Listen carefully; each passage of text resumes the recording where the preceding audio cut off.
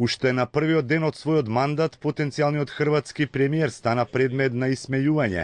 49-годишниот бизнисмен Тихомир Орешковиќ, кој долги години живеел во Канада, мака мачеше со мајчиниот јазик во воведното обраќање во својство на мандатар. Медиумите му избројаа дузина грешки во едва едноминутниот говор, во кој преовладуваше нагласен англиски акцент, очајна дикција и зборови кои добиваа сосема ново значење. Zahvaljujem se predsjednici na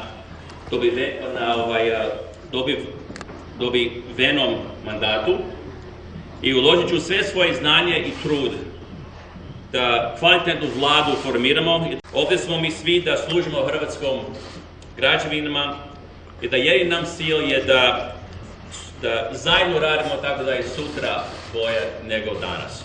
Дел од граѓаните го посоветуваа прво што ќе направи да посети курс по хрватски.